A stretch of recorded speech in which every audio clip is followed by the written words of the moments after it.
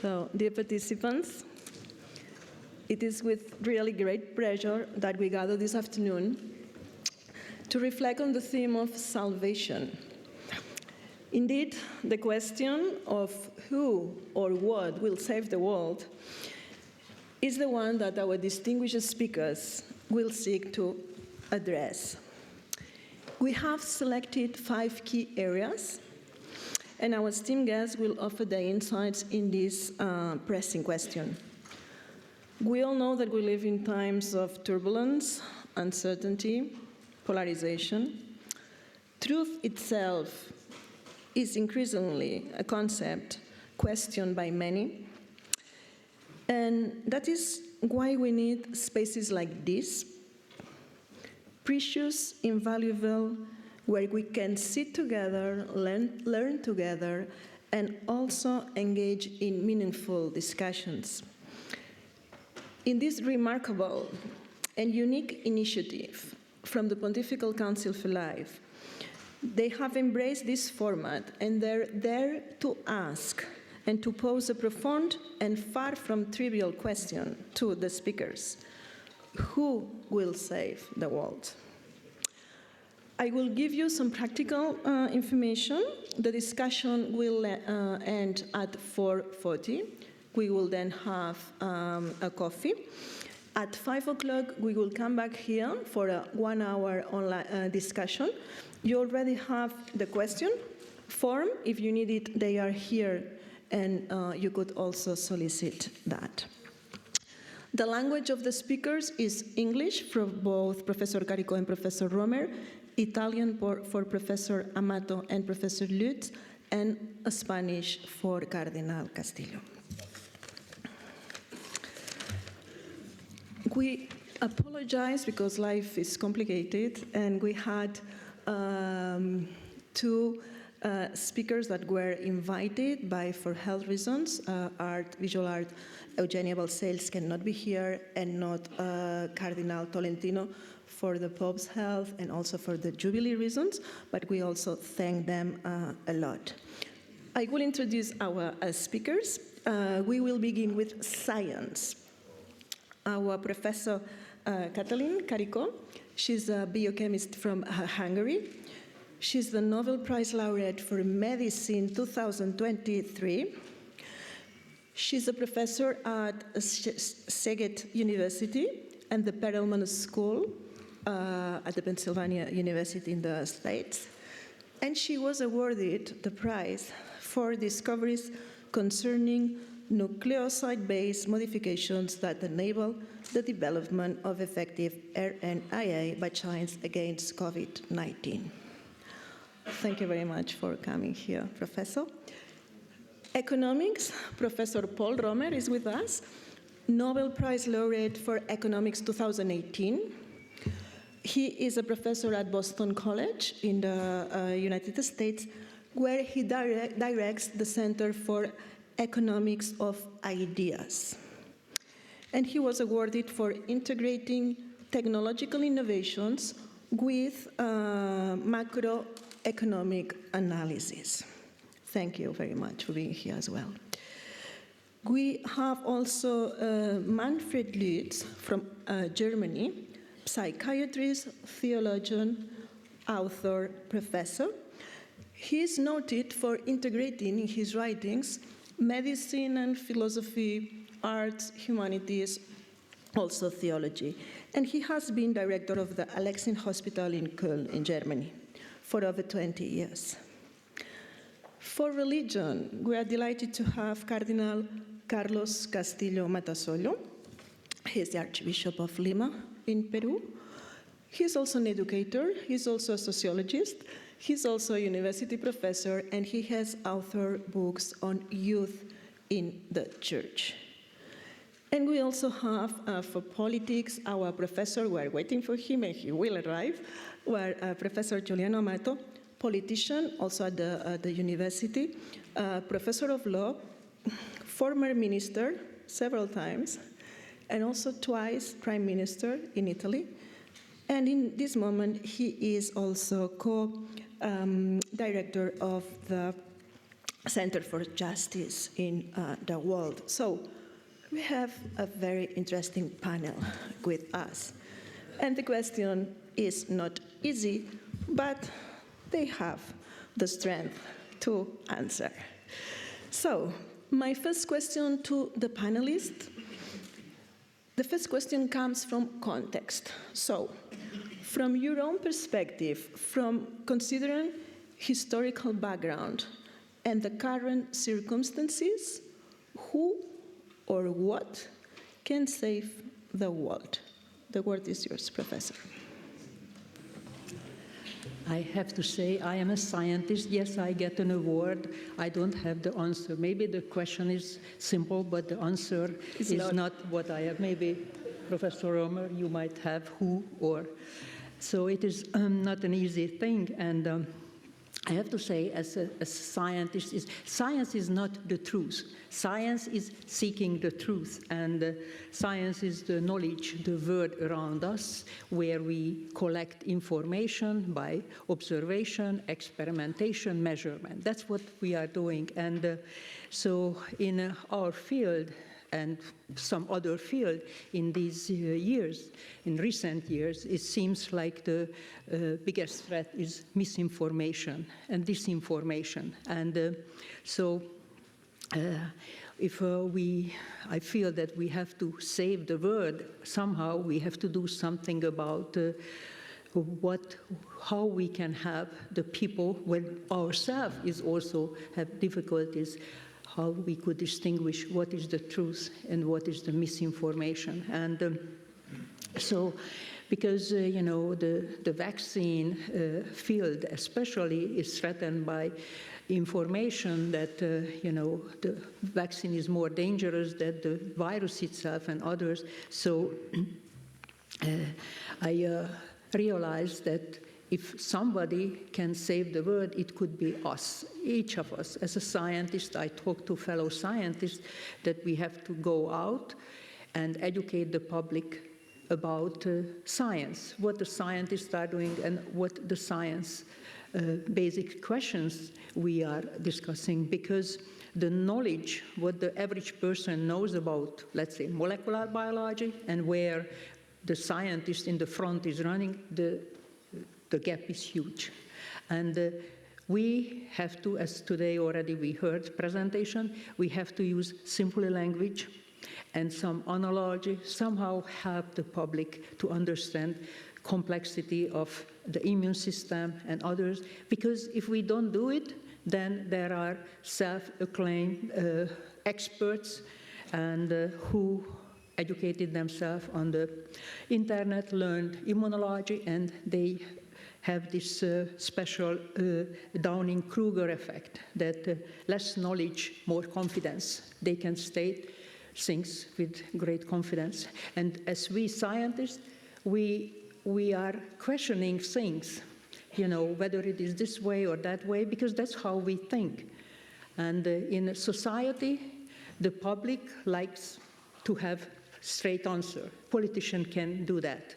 And so they can give the straight answer, might be not good, so that we have to have the public to understand what scientists are doing, what the science is about, and what, you know, the complexity, what kind of problem we can solve. And we understand that in present, the algorithm in the social media is fear, generate fear, hate, and envy. So you will read more on an announcement which generate fear or some anxious envy or hate in you.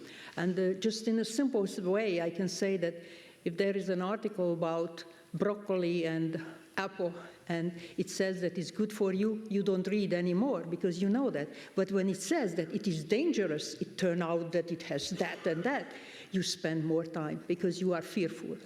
And then it is easy for you that, oh, maybe it's not true. But there are so complex information, and then they are making the people fearful. And so at the social media, they don't care about the content. They just care about that you spend more time on that page because they pay after, the advertisement. And so we have to, as a scientist, have to figure out that how to help the people and explaining to them, on movies, on other ways. Is you can maybe watch, if it is recorded, the same thing. Maybe I am speaking in Hungarian and saying that what you should take or whatnot, because they are editing, AI edited everything, and the people cannot believe whether what they see is true or not. So for me, it seems like it comes to, again, that we have to be physically present, and you are here, and you hear me something to say, or you go to the church or temple, and then you listen to who's talking to you, you go to the lecture at the university, you talk to them, and they can hear you. Because now that if you have a picture, it can be edited, it is a film, it can be changed, and it is so difficult for an average person when I myself, we cannot figure out what is the truth or not. So I think the answer could be that everybody can do something to save that word. Thank you very much for this responsibility in each of us. And I pass the word to Professor Romer, economics.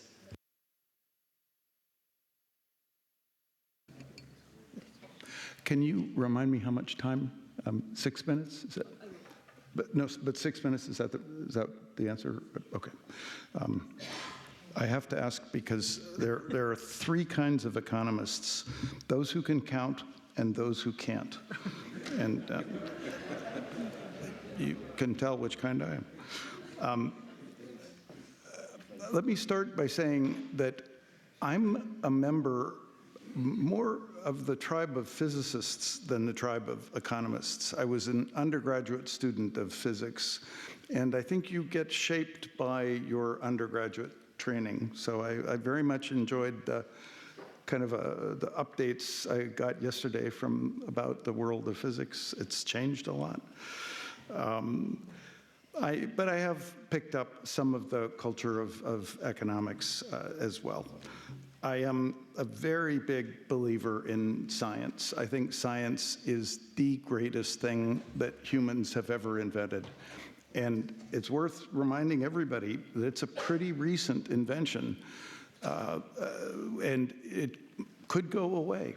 We look back on Mesopotamian math and say, well, they had a few centuries, but it just kind of faded out and went away. And science, as we know it, is developed in Europe, may suffer that same fate. And I think that would be a true catastrophe.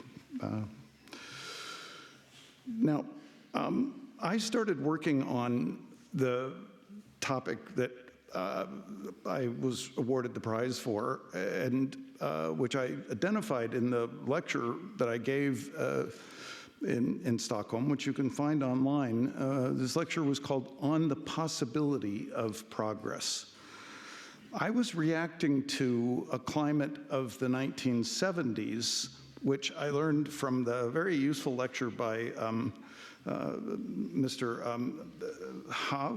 Den Hav, that what we should think of that was an apocalyptic vision of the 1970s, where people were saying there is no possibility, no possible way for us to avoid catastrophe.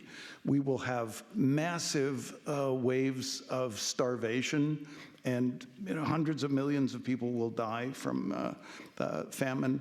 We'll run out of fossil fuel, and that will be the end of our economic system by the 1990s. That was the Club of Rome, by the way. And notice, they didn't even get the sign right. It's not that we don't have enough fossil fuel. The real problem is we have way too much fossil fuel. We keep finding more and more of it, and if we keep burning it, we'll cook the whole planet. So these apocalyptic visions sometimes don't even get the sign right.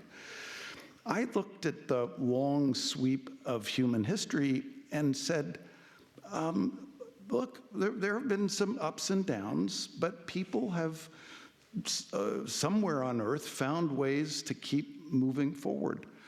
And my measure of progress, I tried to be fairly objective about this. You could look at things like the life expectancy. How long did people live? And that has been steadily increasing over time, and actually increasing at a faster and faster rate in the most recent period, precisely because of this discovery of science. So if you look at the last 100 years or 200 years, there was much more progress than in the 1,000 years before that. So this process of progress that was speeding up over time ran exactly counter to the dogma in economics, which said, well, there's a finite amount of physical objects on Earth. If there are more people, there will be less of every physical object per person. Less per person will mean a lower standard of living. So we're doomed to steadily decreasing standards of living, when in fact we were seeing in a massive way progress. But in the years since starting in the early 1980s that I worked on this, I've been watching developments in the United States. I predicted that we would see a huge amount of technological innovation, and we have indeed seen a huge amount of technological innovation, but we have not seen progress in the United States.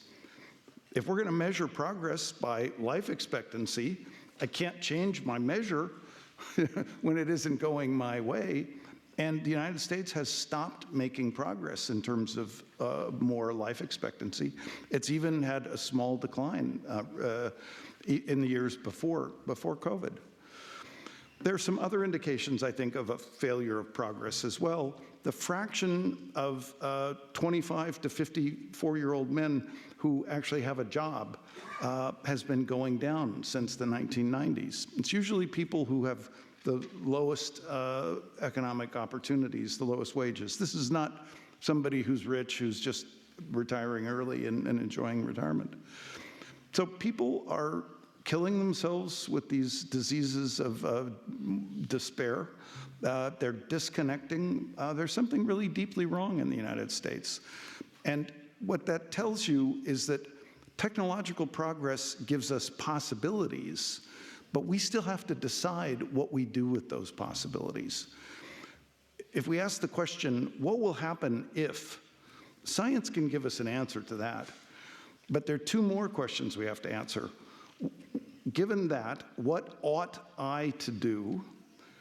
And then what ought we do? And those questions cannot be answered by science. They have to be answered by some system of values. If you think about, say, the discovery of the CFCs, those looked like a promising technology for refrigeration and for fire extinguishing, and they were safe chemicals. They were very valuable.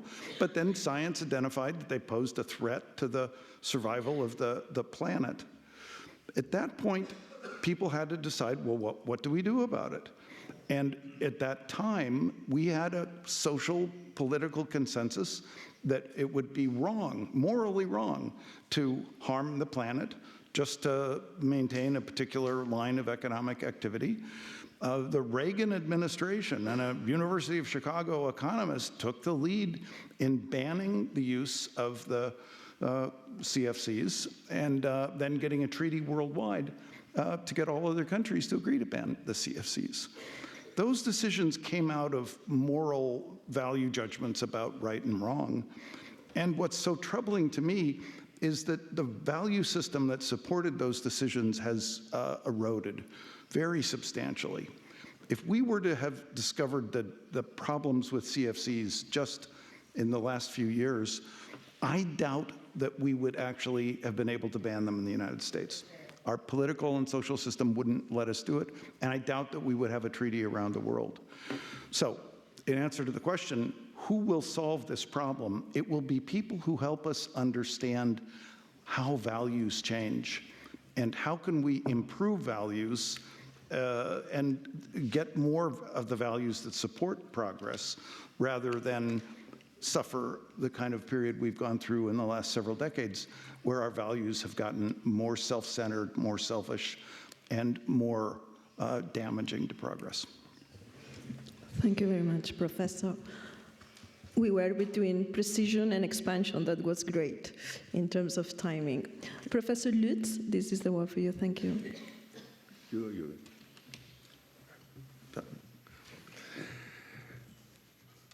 First of all, I would like to emphasize that I stepped in quite suddenly because our Chancellor, Renzo Pegoraro, only called me on Friday and asked me to take over from the great artist Eugenia Balcells, who had fallen ill.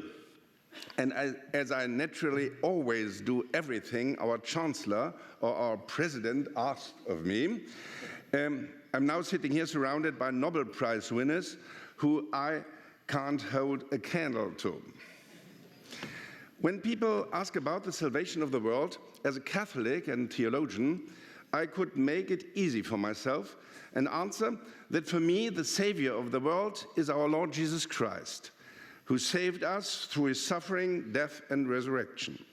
We cannot save ourselves. Ultimately, we can only ask God to save the world. But I'm afraid you won't be satisfied with that. Of course, we must use all our knowledge and skills to save the world: science, economics, politics, religion, and also art. As Pope Francis emphasizes in Laudato Si', we must do everything in our power to prevent a climate catastrophe. We must work for peace among peoples and also in our often divided societies. As it happens, I have recently been working more intensively on the topic of our conference, and my latest book on the subject, The Sense of Life, argues that the sense of life can literally be seen in great art. But I'm also involved with art in an even more current sense. I'm not only a Catholic theologian, but also a physician specialized in psychiatry and psychotherapy. And according to Aristotle, medicine is not a theoretical science, but a techne, that is, an art. There has long been a dispute about this. Physicians sometimes prefer to see themselves as natural scientists, but in fact, the medical diagnosis is not knowledge in itself, as knowledge in physics and chemistry is, but a purposeful knowledge, a knowledge for the purpose of treating a suffering person. Psychiatry deals with the suffering states of the human soul. And it now seems to me that psychological aspects of the current state of the world suddenly take on paramount importance when it comes to saving us from a catastrophic end of the world. In a world full of autocrats, psychological skills in dealing with such special people are suddenly crucial. Traits that we call narcissistic, in their painful version, are becoming increasingly common among world leaders. Social media promotes an ego cult that can have disastrous consequences when such people gain power. The high degree of vulnerability of these egomaniacs, the typical envy and the impulse for revenge, can lead to wars and even an apocalyptic catastrophe. The end of the world, which was fantasized in many science fiction films as being more technical or fateful, seems to me today to be threatened more by certain psychological characteristics of those in power. We witnessed last week, but also before that the fate of a country, or even the fate of the world, can now depend on the success or failure of a conversation. This is new. The rule-based world order that was established after the catastrophe of the Second World War and in which we all grew up seems to have been abruptly suspended. The right of the stronger once again applies, and statesmanship must once again deal with the recipes of Niccolò Machiavelli. We will probably have to flatter rulers again in order to save our own people. Suddenly, the strength of a handshake takes on political significance. The seating arrangement, the clothing, the facial expression. Ruthless power politics was basically quite normal in the past. Let us remember that the partitions of Poland 250 years ago were carried out without any moral right, exclusively out of great power interests over the heads of the Poles. Neither the enlightened absolutism of Frederick the Great of Prussia, nor the despotism of Catherine the Great of Russia, nor the deeply Catholic Empress Maria Theresia and her sober-minded son Joseph II took the Polish nation's desire for freedom into consideration. It is said that although the Austrian monarch wept, she nevertheless took. Of course, we can hope for a return to a rules-based world order, but it would be fatal to confuse such hopes with reality. In future, therefore, foreign policy will once again have to limit itself to what is feasible, realistically assess its own strength, and unfortunately take greater account of the personal preferences and aversions of those in power. A high price will be paid for psychological inaptitude. Can art save the world? Certainly not the universe, but perhaps what we experience as our world. I wrote a dialogue book with perhaps the world's most famous living psychotherapist, the now 96-year-old Otto Kernberg. Otto Kernberg is a Viennese Jew, had to experience how the Nazis forced his mother to scrub the sidewalk, was able to flee to Chile with his parents at the last moment before the outbreak of the Second World War, and then went to New York, where he enthusiastically treated the most difficult personality disorders for decades. He devoted his entire research to the peculiarities of human relationships, and he loved art from the bottom of his heart. I asked him, the great art connoisseur, what was the work of art that touched him the most?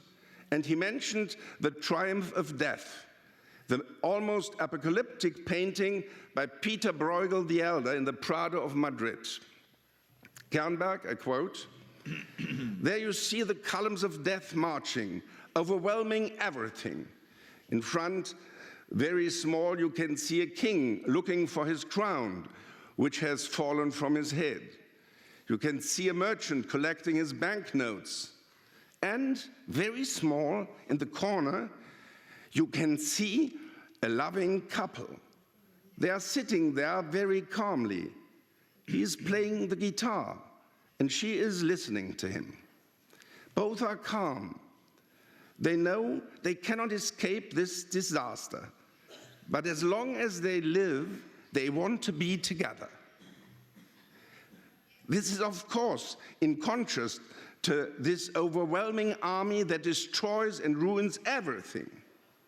This image shows that tragedy, misfortune, destruction, and aggression are unavoidable, but that they can be overcome by bravely standing up for love, for values, for life. You can see a protest that is useless in the long run, but in its exercise has full meaning for real life. And the same in music. Bob Dylan, Nobel Prize winner, sang, "Oh, the tree of life is growing where the spirit never dies, and the bright light of salvation shines in dark and empty skies. When the cities are on fire with the burning flesh of men, just remember that death is not the end. Thank you.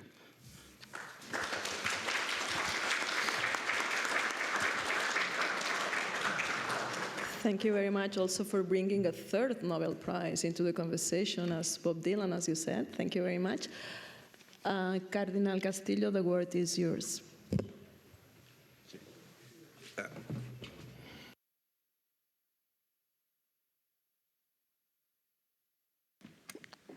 Gracias, muy bien. Buenas tardes a todos.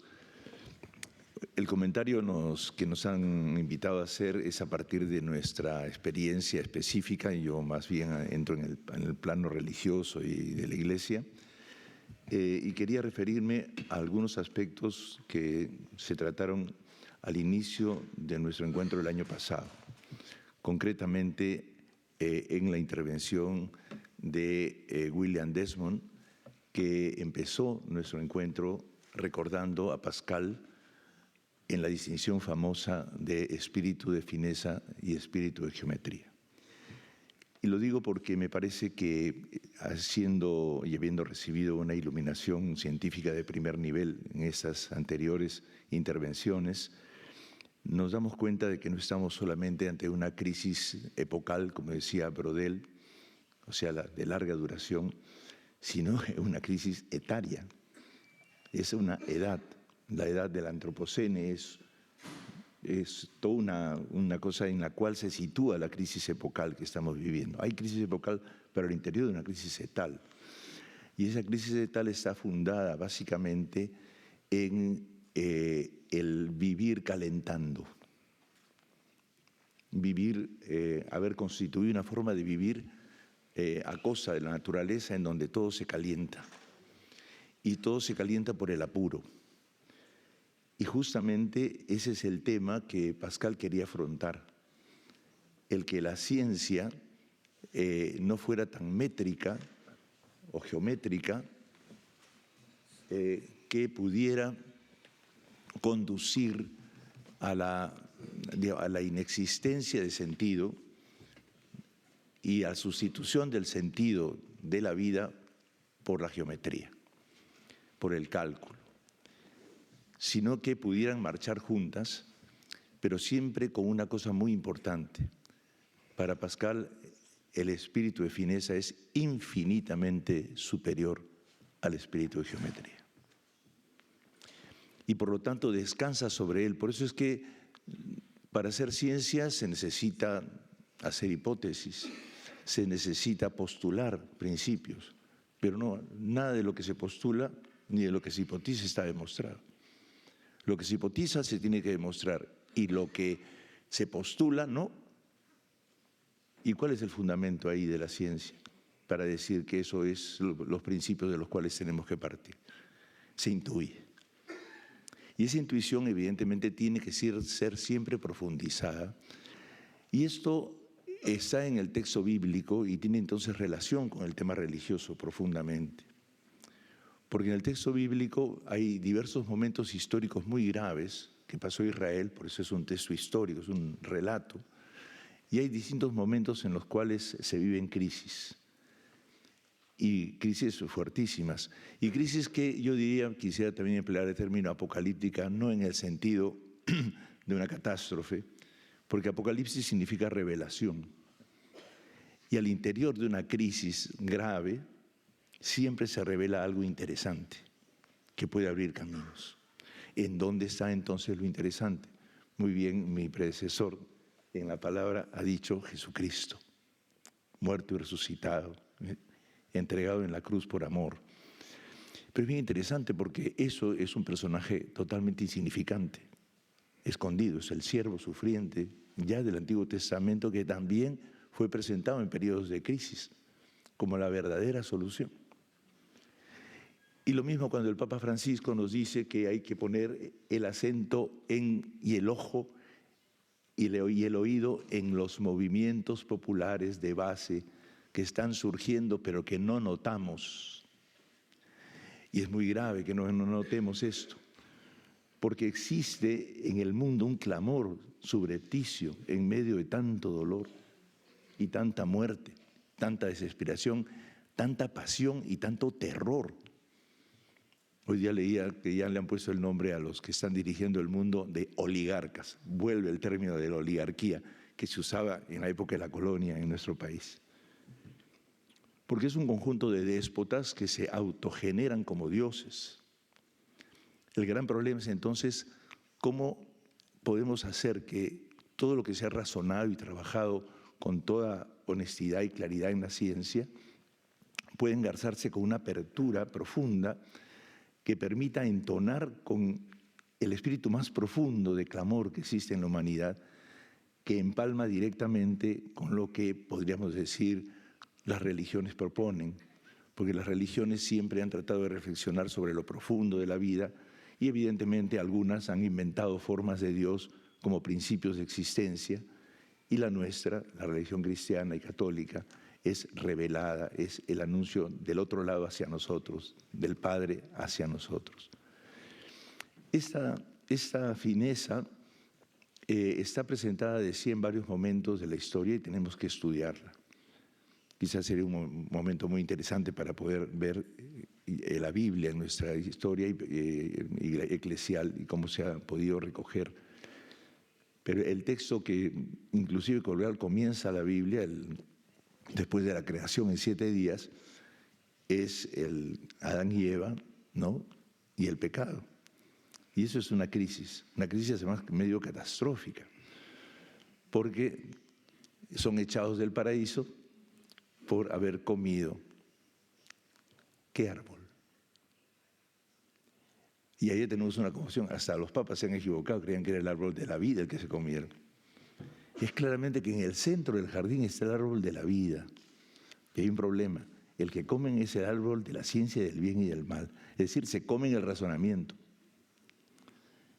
Y todos saben ustedes lo que nos pasa cuando nos comemos un punto o una coma en cualquiera de nuestros idiomas. Podemos perder un juicio. Podemos sacar mala nota. Porque comer es también hacer desaparecer algo. Hacer desaparecer el razonamiento profundo. Y comer es poseer, dominar. Dominar qué cosa es bueno y qué cosa es malo. Uno de los aquí presentes insistía que los jóvenes hoy día tenían que saber más metafísica. Y eso es muy importante. Tienen que ir a lo profundo de las cosas. Y una de las cosas más terribles que tenemos en la Iglesia es que hemos imitado el conocimiento científico, entre comillas, digamos, mecánico, enseñando la fe a través solamente de eslogans y de catecismos que se tienen que repetir y formando papagayos o loros. Y no ayudar a profundizar y a reflexionar y sobre todo a valorar la vida humana. Porque todos tenemos historias valiosas. Ustedes, a mí me gustan mucho los europeos, siempre cuentan anécdotas sobre personas concretas, ¿no? También tendríamos que hacer anécdotas sobre las historias de los pueblos, las anécdotas de cómo es nuestra gente, qué cosa desea, qué cosa apasiona, porque ahí está escondido. Y en la Biblia se dice, tú eres un Dios escondido, el Dios escondido que se revela. Creo que en este momento, en este evento que estamos haciendo, se nos abre paso un desafío muy grande y es cómo volver a la fuente de la fineza, que es la sabiduría, pero la sabiduría que se sabe reconocer, dialogar, apreciar, comprender y reducir el apuro con el cual algunos nos quieren llevar en este mundo al apocalipsis como catástrofe. Podemos evitarlo en la medida en que todas las iglesias, ecuménicamente, y la Iglesia Católica en primer lugar, cambie su forma de evangelizar. Y eso se hace sinodalmente, como el Papa lo ha dicho, y eso es irreversible. Por más que unos quieran que mañana, que el Papa ya no va a estar, que no sé, juegan a los dados a ver quién va a ser, eso es irreversible. Si no seguimos sinodalmente la vida del mundo y lo acompañamos, no tendremos resurgimiento de la conversación, el diálogo y la democracia. Y nos iremos todos al hoyo, ahí sí, es verdad. Me parece que es un desafío y es una llamada profunda que nos viene de lo que yo llamo ahora el hospital de campaña, que es la Iglesia y que es el cuarto del Santo Padre. El hospital de campaña está hablando de que hagamos una iglesia sinodal y capaz de comprender con fineza, con delicadeza, con esa intuición que ahora vamos a ver de Dostoyevsky, de la belleza, de lo sutil. Aprendamos a encontrar un entronque más profundo y fuerte de la ciencia y de todo lo descubierto con lo que es más profundo nuestra fe y la fe de todos los pueblos, que siempre tiene algo que decirnos de interesante y de bello. Nada más.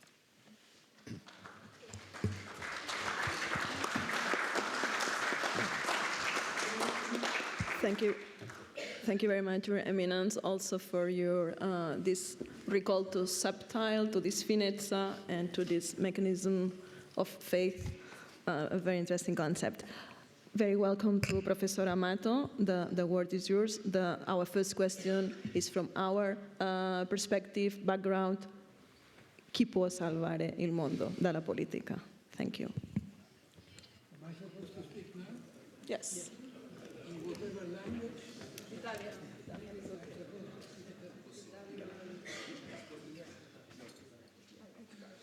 Questo.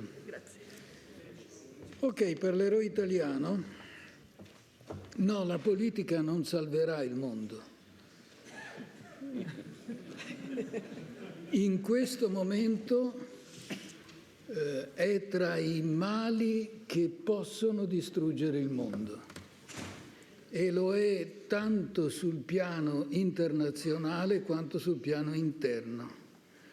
Se ci riflettete, vi accorgete che i mali del mondo intero, della comunità internazionale e i mali delle nostre società, in fondo hanno la stessa radice, che è poi quella che colsero per le società il cardinale Ratzinger allora e Jürgens Habermas nella loro famosa conversazione del 2004, quando dovettero constatare che si stavano rompendo i fili comuni che tenevano insieme le nostre società.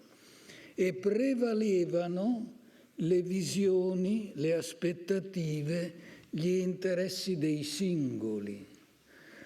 Noi siamo abituati ormai a leggere in questa chiave le società, ma è la stessa chiave che ha preso il sopravvento nella comunità internazionale, dove la cooperazione e le organizzazioni multilaterali per la cooperazione hanno perso progressivamente il loro spazio ed è riemersa la sovranità nazionale come espressione della volontà indiscussa e indiscutibile di chi ne era portatore.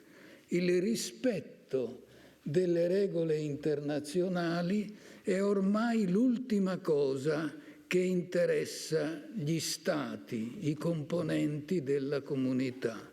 Le convenzioni internazionali e i trattati vengono violati, le decisioni degli organi di giustizia internazionale vengono disattese, ignorate. Progressivamente si è fatto spazio la legge del più forte. E questo non è diverso, ecco, da quello che accade sul fronte interno delle nostre società. È un'analisi che tutti capiamo, davanti alla quale sembriamo impotenti, solo il forte non è impotente. E allora, che cosa? Ecco, a questi mali chi può porre rimedio? La medicina ha fatto tante cose per noi e potrà farne ancora, ma qui è impotente. L'economia, con la crescita, ha liberato milioni e milioni di esseri umani dalla povertà e altri potrà con la crescita liberare dalla povertà, ma nulla può contro questi mali che possono distruggere il prodotto dell'economia in pochi mesi. Quando guardiamo Gaza, vediamo quanto può la distruzione fatta dall'uomo. Ora, io ho idee molto semplici su questo, che probabilmente devono passare attraverso la politica, ma le tradurrei così.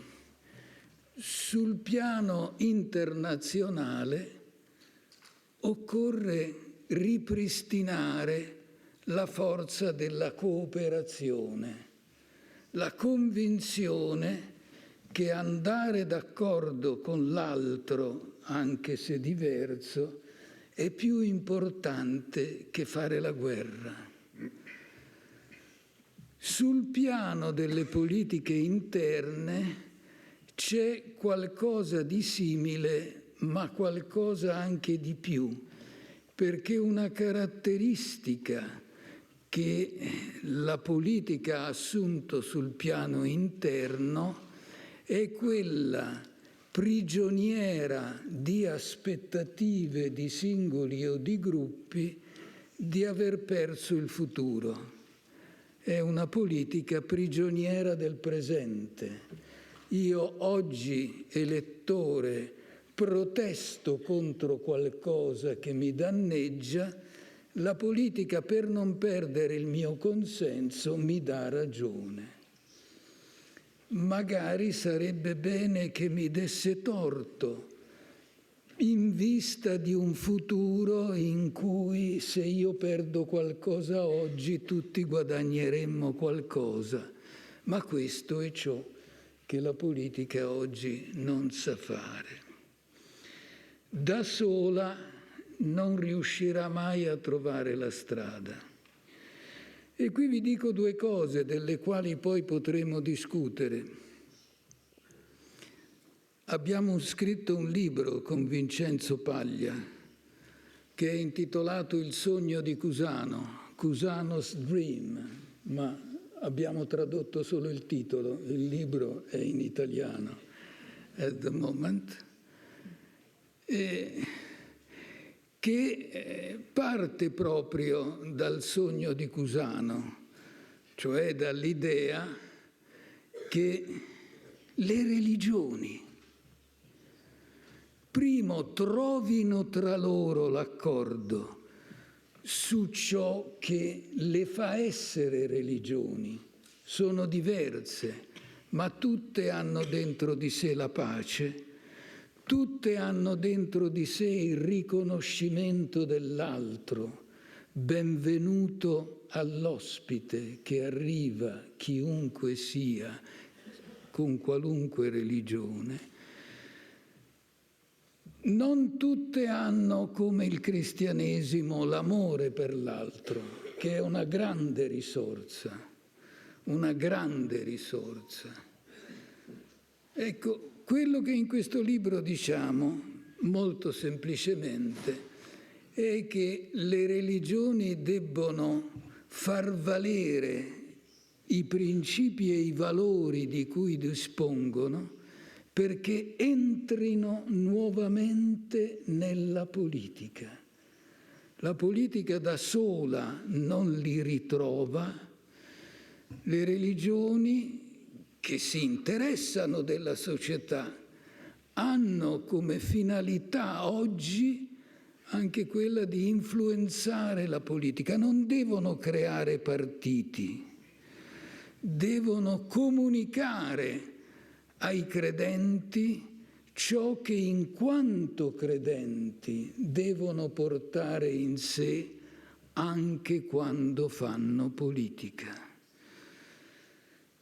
che è una responsabilità delle religioni ed è una responsabilità di chi fa politica.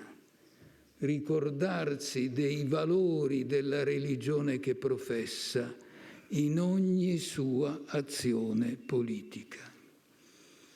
Ci sono delle conseguenze di questo, ma ne potremo parlare dopo.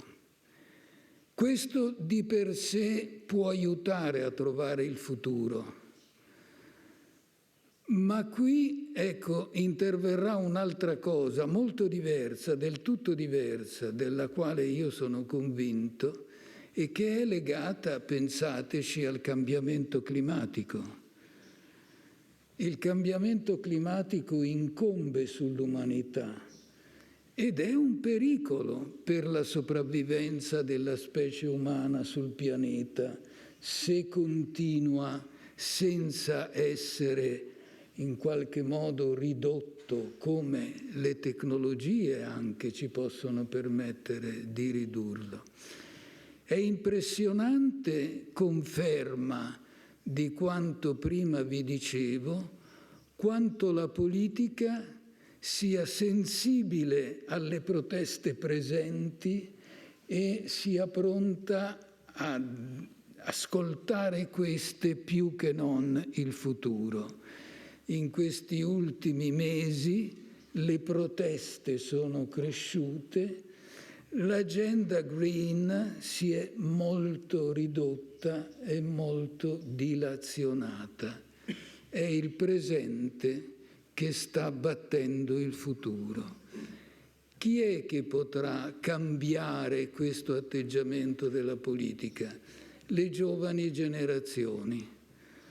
Ecco, voi sentite spesso i politici che concludono i loro discorsi con appelli retorici ai giovani. I giovani sono il nostro avvenire, eccetera. Bel discorso, applauso, non significa assolutamente nulla.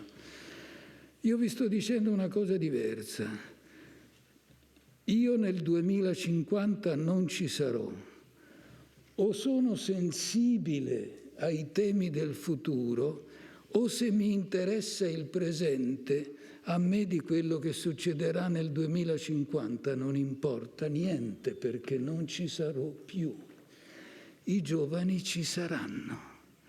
E infatti voi parlate nelle scuole, parlategli di questo, vi accorgete che reagiscono, sentono parlare di sé, del proprio futuro, varrà la pena fare dei figli se il mondo diventerà così.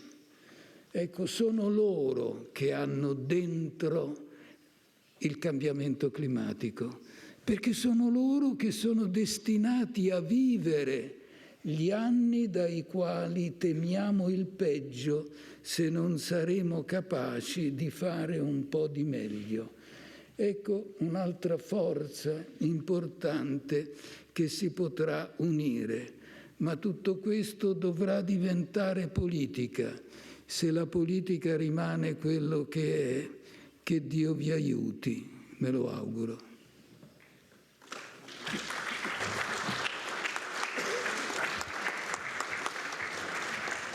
Thank you, Professor, also for this appeal to the politics to generate and also to coordinate in international cooperation and the role of youth in that. We will start now a second round of questions. Now, I would like you to try to relate from your perspective to other disciplines, from science, from economy, from politics, from arts, from religion, how an interconnection could be possible, could be done. Professor Caricó, the word is yours. Yeah, so you learn who can save the world now, or who cannot, yes, politician cannot. And we can see different ways that what could be, the problem. And, I myself, I can see that one important thing is when we have seen camaraderie, like a scientist, a fellow scientist, wherever in the world, a fellow scientist. And this is the same for sports, for example. nobody's from sport here right now, but it doesn't matter what corner of the world somebody is jumping highest, he's the best. And so there is this different field which has this internationality, and in addition, it is important for everybody to have physical health and mental health. We heard about the suicide and other things. And of course, I find it very important, the art. Because again, we don't care that who painted something, whether it is a performing art or visual art or others. We feel elated and feel different happiness seeing something. And I wouldn't be really here if I wouldn't have a song when I was very young and learned and inspired me. And when I was down, I was singing that song. So it is very important for these disciplines. And of course, within the science, we have many disciplines, which is very important because, the mathematics, economics, everything is part of science, and so that can relate to each other, and this discipline can help, to work together, and even politicians, because those could help our problems if we, make sure that those who we are electing, those who represent us, and not listening to their speeches, and we vote based on that. And I have to say, even those very rich ones who, we are blaming for many things, but there are very rich people who help, like Bill Gates helped with health and other things and donate his money to good causes. So there are politicians and rich people and all of these who represent different fields, they can work together. And I have seen good things happening. And so I feel that all of these disciplines, this can help to get over the crisis. And as you pointed out, everybody pointed out, you said that maybe we run out of some resources. I feel more about, the misinformation. You mentioned the politicians that, doing bad things. So that different crises we can see that which might, threaten us, and we have maybe solution for all of them, but definitely banding together and together coming up with ideas. But I myself also feel the individual person. I was a Stoic. I didn't know that, but at that, when I was growing up, and so I always focus on what I can do, and not what others should do. So that helped me, and of course all of us could do and work on it, so that what each of us can do something, and of course together we can be a better source and force. Thank you. Thank you very much. Also for this reclaim to work together, Professor Romer. So I think my perceptions line up in an interesting way with yours. My father was a politician. He was a governor in the United States. One of the things you learn from close experience with someone in a political position is how severely constrained they are by the political process. You might think politicians have great freedom to make big changes. In fact, they're very constrained. And what can make a big difference is a shift in the political landscape that comes from a change amongst voters, including a change in their values, what they believe in, and that instead of just telling politicians to do better, I think we should focus on how do we change the values of voters in a way that will encourage the politicians to do better. So the answer to the question of what should we expect from our colleagues is more practical attention to the dynamics in the change in norms, and more recognition that there are some norms that are better than others. For example, norms which put a higher weight on the well-being of everyone in the future.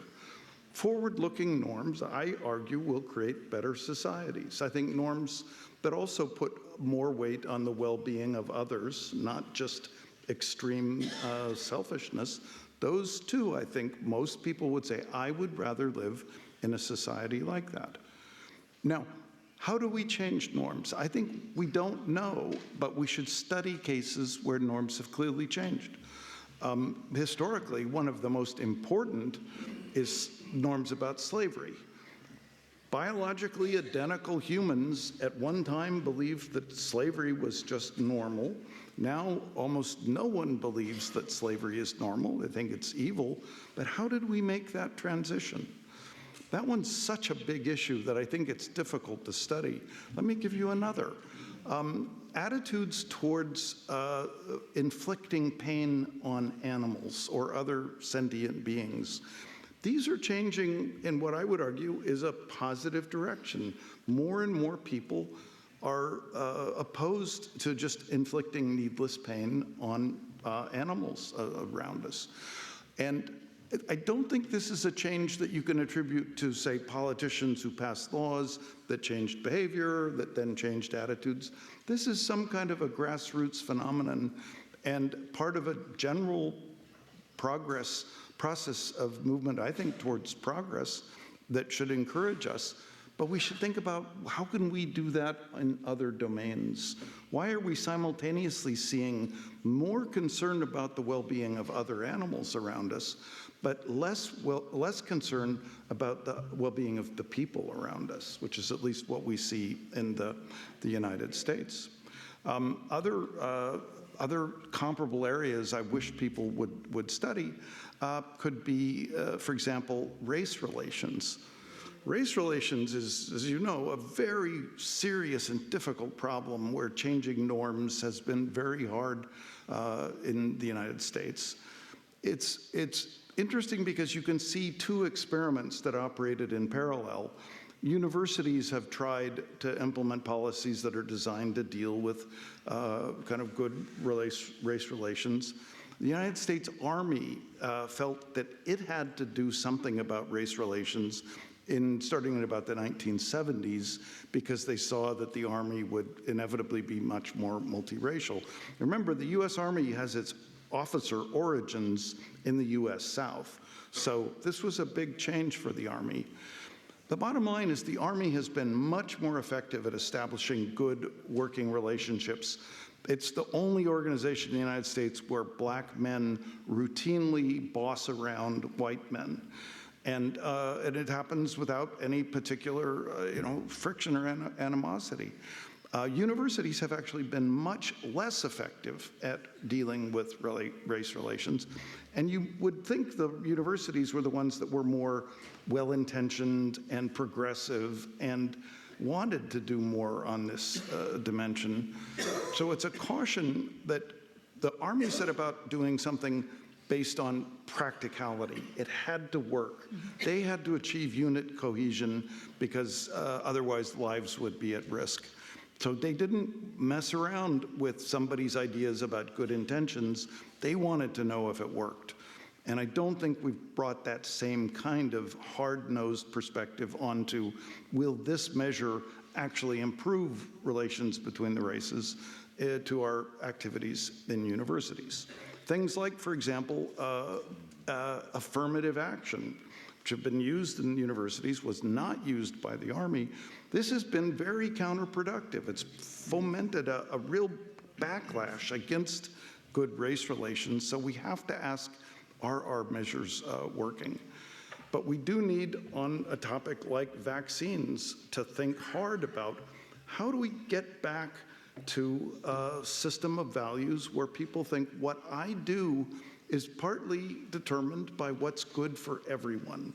Especially there may be other people who can't take vaccines or who are immunocompromised. So it's particularly important for me to get the vaccination because that will help the community as a whole.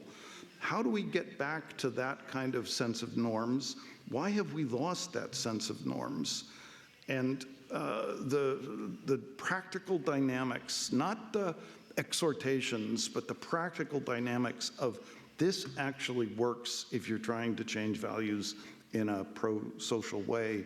This is what we need more of. And the implicit answer to my first question, well, who can save us? It's not economists, because economists have not paid any attention at all to this question of how do you change a community's values. And I'm curious about the suggestion that you hinted at, that this is part of what religions have done for us historically, and we need to think in a world where religion is not quite as important as it used to be, what are the other organizations that can help us sustain and make progress towards better values?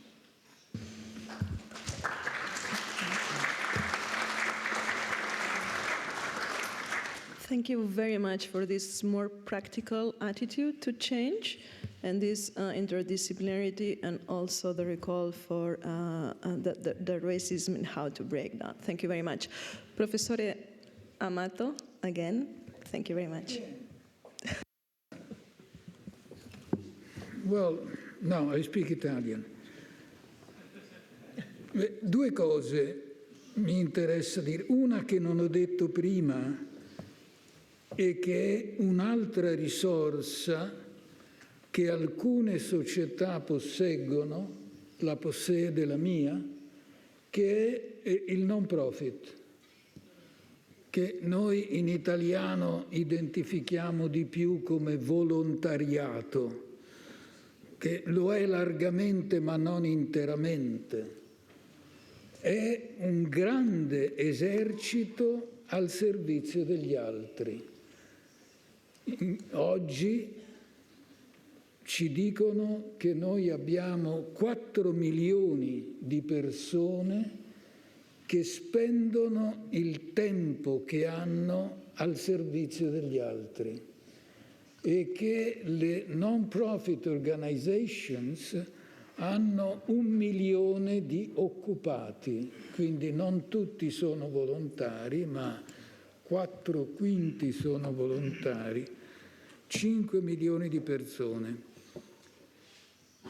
Per loro occuparsi degli altri e non di se stessi è la loro vita, è la loro cultura personale. Non pretendo che tutti gli italiani siano così, ma penso, e l'ho anche scritto e detto più volte agli amici del non profit, che potrebbero migliorare la politica se alcuni di loro passassero alla politica, tornassero a far sembrare naturale per chi fa il politico occuparsi non soltanto di sé e dei propri voti, ma in primo luogo degli altri.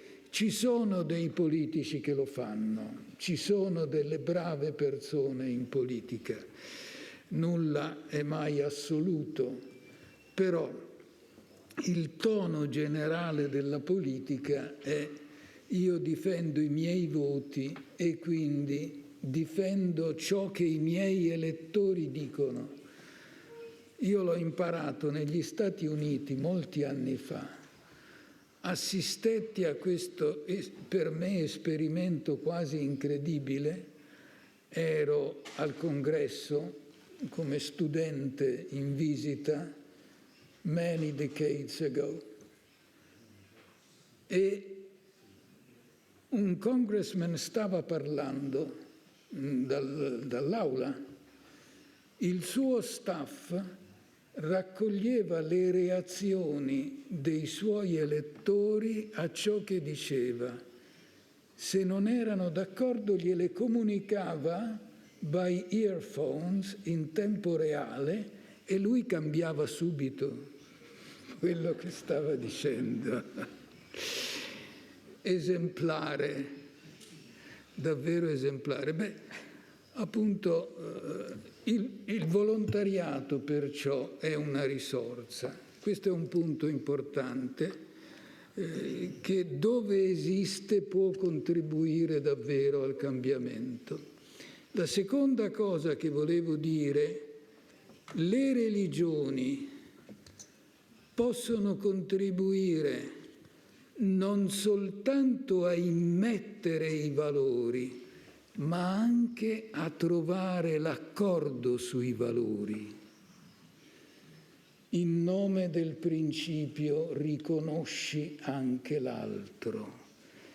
Perché qui l'argomento, poi se vuole lo sviluppa Vincenzo perché l'argomento è suo, il rischio è che la religione cada nella propria hybris, diventi estrema, il che capita tanto di più in una società nella quale si reagisce in politica agli elettori e quindi anziché educarli all'incontro, li si esalta nello scontro.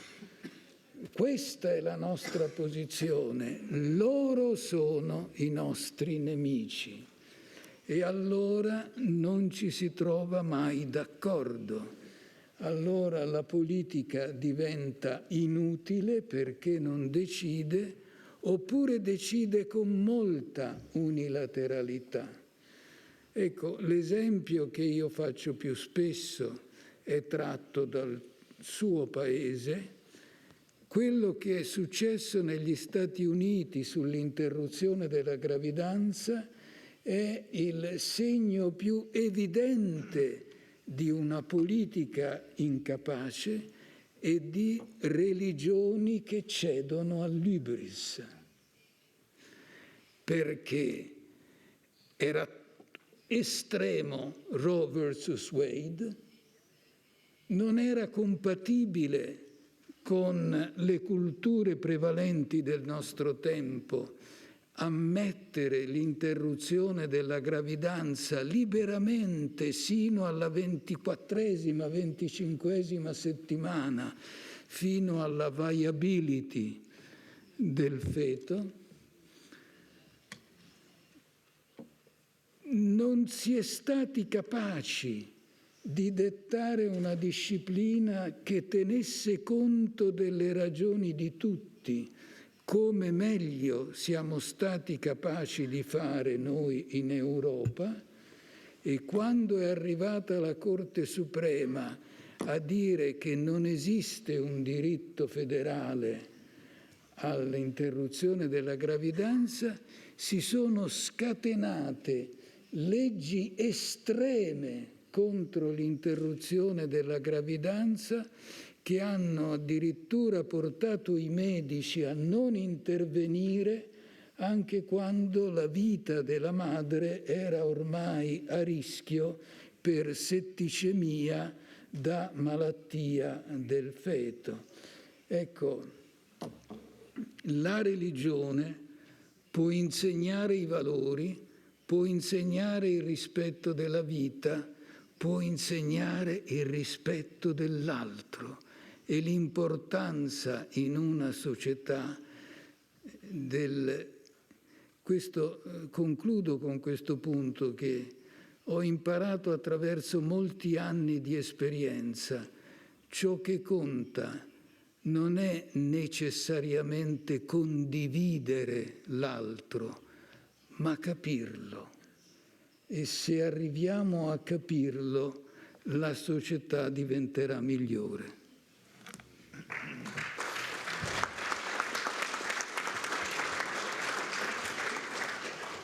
Thank you, Professor, for this recall to understanding. The other, also for the non-profit as an army of people taking care of the others, and to this service to the politics. Thank you, and Professor Lutz, it's your turn for arts. Okay. As already mentioned, psychiatry as a medical discipline is not a theoretical science, but an art, in the sense of Aristotle. As a physician, it is important to understand the individual patient, to empathize, what you said at last, to empathize with their suffering, and thus to be able to make a serious individual diagnosis. However, for such a diagnosis to be valid, it must be based on science. Diagnostic imaging procedures, precise laboratory tests and psychological tests are necessary to confirm the diagnosis, but they cannot replace it. The sociological context is also important. Man is a social being, a zoon politikon. A person's relationships with others are essential for a healthy soul life. When I organized the first Vatican Abuse Congress in 2003, together with Cardinal Ratzinger, on behalf of our Academy, I invited Bill Marshall, one of the most internationally renowned experts, who had previously told me that he was an atheist because his father was an atheist, but he held the church in high esteem. At some point during a lecture, it emerged that a lack of relationships is a risk factor for abuse. And then someone asked whether celibacy was a problem. Bill Marshall responded that this was a misunderstanding and that he assumed that a Catholic priest had an intense relationship with God. In fact, celibacy can hardly be lived happily without a deep and regular relationship with God. For a valid diagnosis, but also for therapy, it is essential to look at the nature of the relationships. Finally, the economic and political situation always plays a role. If unemployment is high in an area, this is a considerable psychological burden. Modern psychiatry is dependent on political support for its patients who are more vulnerable than others. However, compassion for the weak is dwindling everywhere in the face of the glamour of the successful, the ruthlessness of the rich, and the self-absorption of the egocentric. Jürgen Habermas, he was cited, Germany's best-known philosopher, who by his own admission is religiously unmusical, has been calling for years for saving translations of the Judeo-Christian concept of man as image of God in order to save the concept of human dignity. Politicians in some countries can still take countermeasures to help people in need and thus prevent the end of a human world. Serious psychiatry and psychotherapy must remain aware of their limitations. Ultimately, they are merely techniques that can be used to alleviate or end psychological suffering on a scientific basis, no more and no less. If they claimed to also provide people with a sense of life, they would become totalitarian. Mixing psychological techniques and religious goals runs the risk of producing sects and gurus. After all, in the crisis of their lives and the world, people search for the sense of it all. The psychiatrist Viktor Frankl placed this longing at the center of his work. Of course, the search for sense is not a specialized psychological concern, but the longing of all people. The Confessions of St. Augustine of Hippo, we are here in the Augustinianum, the first psychological book of mankind, begin with the exclamation, "My heart is restless until it rests in you, O God." In this respect, the search for sense is not a psychological, but a deeply religious concern that no human being can completely escape.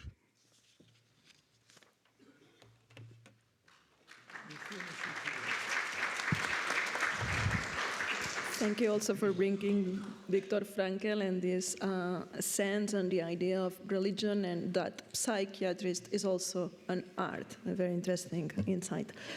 Cardinal Castillo, the word is yours.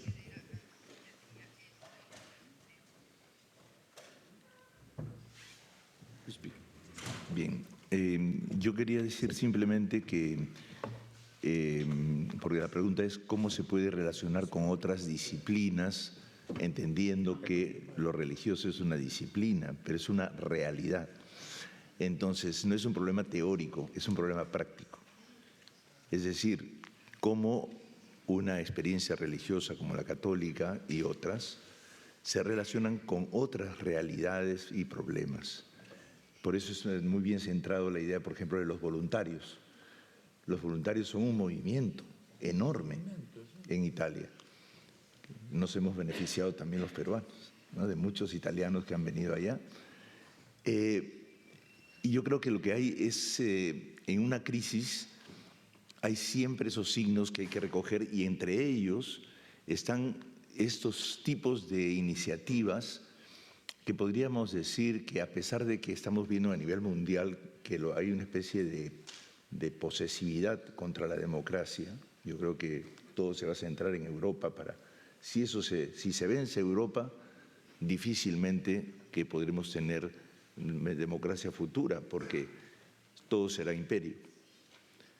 En todo caso, es interesante que ustedes en Europa han ensanchado la democracia, hacer que la democracia sea más ancha, que no solamente sea en cosas que son problemáticas, que se dar la libertad al aborto, cosas del estilo, que también tiene que tratar de comprenderse. No se trata la Iglesia no está para condenar, la Iglesia está para dialogar y ver qué es más recomendable y decir su palabra también.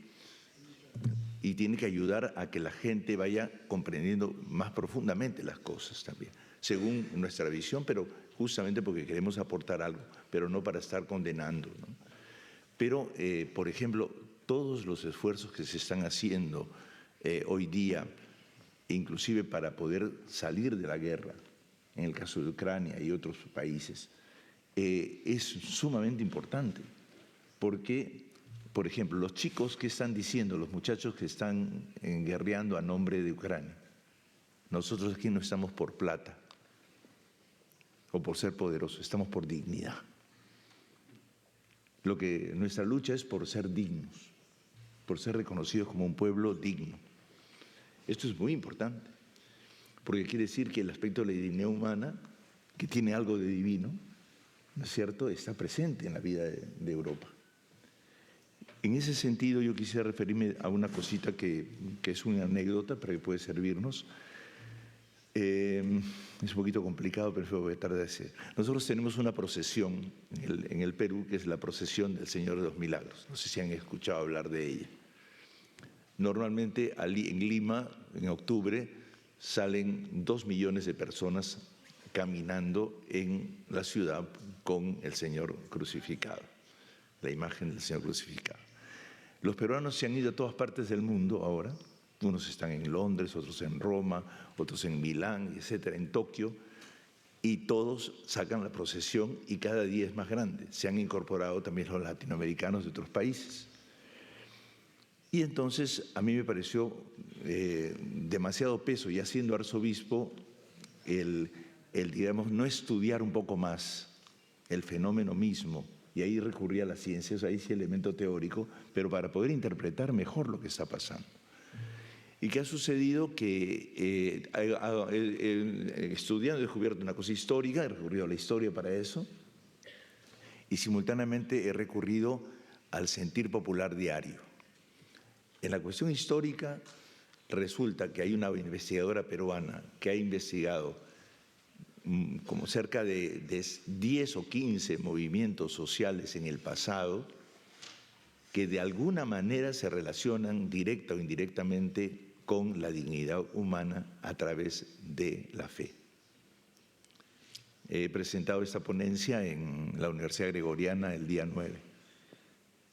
¿Por qué? Porque hay una relación que es muy estrecha. Si tenemos un país en donde hay una enorme diversidad y en donde el sector colonial implantó reglas y castas, de tal manera que las castas, dentro de la casta también había competencia siempre, la gente nunca se apreciaba, se despreciaba, ¿no? O sea, por ejemplo, en el grupo negro hay el negro, el chivillo, el sacalagua, el sambo, ¿no? y el negro bembón. Y todos se pelean porque tú eres mejor, yo soy mejor, y todos son negros. Pero es así en los indios, en los de Cajamarca, con los de Puno, hay una división general. Y en esa división existe la destrucción de la democracia. Porque hay tanta división que no nos podemos poner de acuerdo por los prejuicios. No hay leyes racistas, hay costumbres racistas. ¿Qué ha hecho la procesión a lo largo de la historia? Unir y no dividir. Y todo el mundo ante el Señor unidos. Todos somos hermanos. Pero eso yo pensé que solamente era pues una manera de celebrar durante el mes de octubre esa fiesta. Pero resulta que en este último octubre, los gobiernos que han pasado y el gobierno último ha abandonado la seguridad y solamente gobierna, y todos estos últimos gobiernos, tenemos 7 gobiernos en 6 años. Estoy 6 años y he tenido 1 por año, 1 y medio por año. Bueno, estos gobiernos hoy día están gobernados por mafias. La mafia está tomando el poder en toda América Latina. Ya no es la política, es la mafia que usa la política. Y por lo tanto, el gran problema es que han abandonado inclusive la seguridad más mínima. Uno sale a la calle y le dice, dame 10 soles o dame $1. No se lo doy, ¡pam!, te mata. Los muertos por extorsión diarios son 7. 7 muertos diarios por extorsión, fuera de otros muertos. Y la inseguridad es tremenda, así que por favor, mucho cuidado si van al Perú. Entonces, en la prédica, y al inicio de la misa primero, y en la prédica, al inicio de la misa, yo digo, vamos a rezar por nuestros muertos, porque no es posible que no exista seguridad.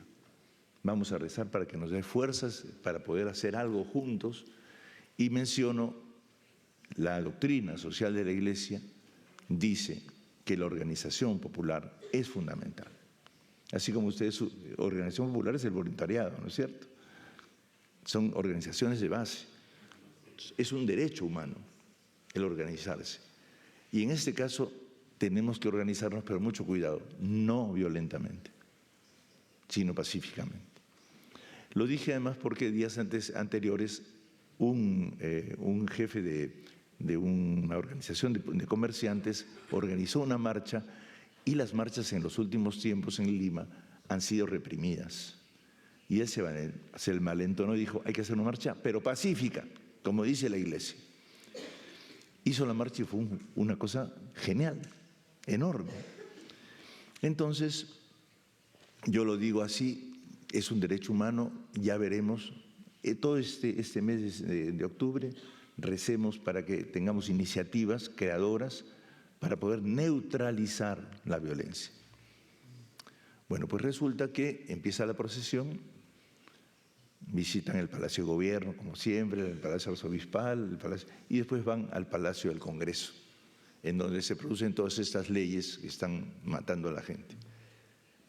Y la gente primero, suavecito, empieza a decir que no entre, o sea, que el Señor no entre al Congreso, pero suavecito, con miedo. Y luego, no pudieron hacerlo porque el protocolo estaba. Entra el Señor al Congreso y salen los congresistas con sus flores a adorar al Señor. Y toditito el pueblo empieza a gritar, corruptos, corruptos, a toda voz y fuertísimo, los 2 millones de personas. No es una cuestión política, es una cuestión de dignidad, que en este momento se denuncia porque no hay salidas. Entonces, ¿qué cosa es en el fondo lo que estamos planteándonos en una crisis como lo que estamos viviendo?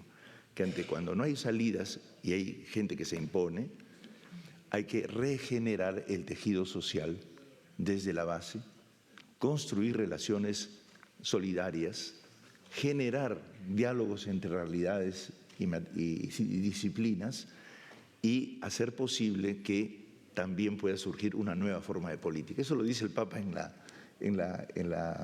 Fratelli Tutti. Yo creo que eso se está dando y es posible. Y es posible además cumpliendo nuestra misión, Yo siempre digo, la iglesia no es ni de derecha, ni de izquierda, ni de centro, es del fondo. La iglesia es del fondo del ser humano. Y entonces el Evangelio actúa sobre el fondo humano y repercute en lo político, pero no directamente, como algunos están diciendo. Por eso es que quieren apropiarse de Dios, pues, ¿no? Porque así tienen un integrismo, un ayatolismo católico. En ese sentido, esto, por ejemplo, ves cómo entran elementos de conocimiento y elementos de experiencia que se entrelazan. Y yo creo que hoy día estamos muy necesitados de esta capacidad de intercambiar relaciones, y quizás, no sé si para Europa es un poco más difícil plantearlo, pero también los europeos tienen que hacer organizaciones populares. Sé que en algunas partes de Francia, la gente en las zonas fuera de París están organizando ciudades completamente ecológicas, ¿no? En donde se ponen de acuerdo todos los vecinos para que nada de lo que se haga pueda dañar, ¿no? Por ejemplo, es una cosa desde la base. Lo que pasa es que, claro, cierto individualismo histórico que se ha generado con la modernidad nos quita esa capacidad. Pero si nosotros superamos el individualismo con solidaridad, como se ha dicho también en las reuniones anteriores, el ser humano va hacia vivir en formas solidarias. Es una mancomunidad, el bien común es fundamental. Estamos, si yo diría, como el Papa Francisco dice, ¿no? Esta es nuestra hora. Justamente cuando el mundo se despedaza, esa es la hora de la unidad. Y Jesucristo lo hizo muriendo en la cruz, marginadamente, pero haciendo posible que todos entendiéramos que, mirando al que atravesaron, venía la vida eterna. Y eso es lo que estamos viviendo ahora también, lo podemos hacer. Y eso yo creo que este encuentro nos puede llevar mucho a inventar esas formas de relación entre todo con todo, ¿no? Nada más. Gracias.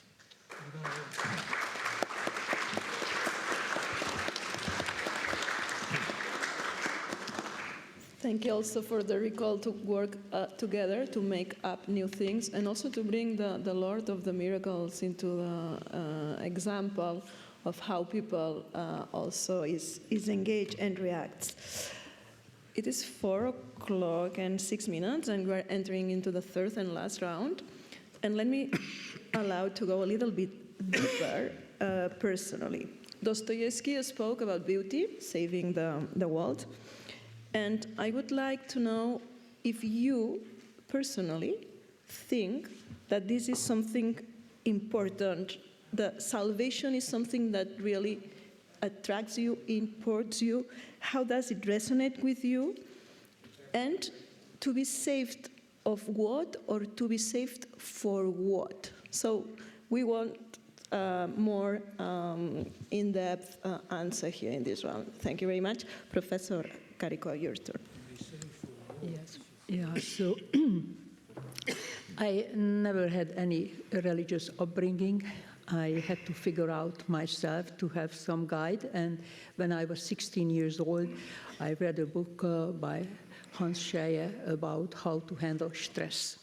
And I get all of my guidance from this book, and to make sure that I serve myself, help myself. So I want, I will think positively. With any stress, I will learn how to handle. I learn from this that, when I have a serious situation, and the average person reaction would be revenge. I learned from Scheyer, never think about revenge because it escalates. You have to think about to feel gratitude from the same person you were just ready to kick their ass or something, to feel gratitude, because then you can calm down. And so I try to salvage myself, to just follow this guidance, and emphasize, that what I learned again, that mental and physical health I have to have. So I exercise, I practice this, stress relief, and I start to believe in myself, which again I learned from Scheyer, that coming from a small town, and my parents were just elementary school educated, and I had to believe in myself that going to an Ivy League school, I can think about something that they don't. So for me, this salvation, if we would say, is coming from a teaching of a book, which actually later I learned, of course, is Marcus Aurelius. Everything started from here in Italy. So that it was the Stoic philosophy, focusing on what we can do, what we can change, and so that's what I am doing right now, that try to help the younger generation when I go out and give lectures and try to, tell them and help them, because the most problem is coming that they want others, their parents or their superior, the teachers, they want them to do something. And, I emphasize them that you have to focus on what you can do, and then, it will happen, those things. So I try to help the young one and also try to help them to, focus on science, because they are not interested. It's too complicated seems to them. And so I do things like helping others, but, I don't have I wish sometimes, that I would have some religious belief. When my parents passed away, I wish that I could feel or think that they are look down on me and with me, but I didn't have that. Thank you.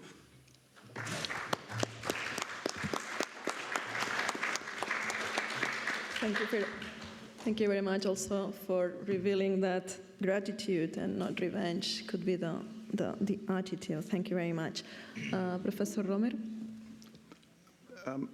Let me respond first to some of the other comments. It's been a very stimulating experience, both this panel and the entire conference.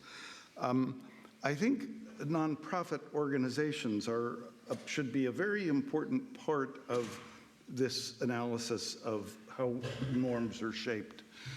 The fact that people participate in a voluntary organization might have some value in terms of the services that they provide, but if we just focus on that, we might miss the other value that they create, which is they help build in those people and in society more generally these somewhat pro-social norms.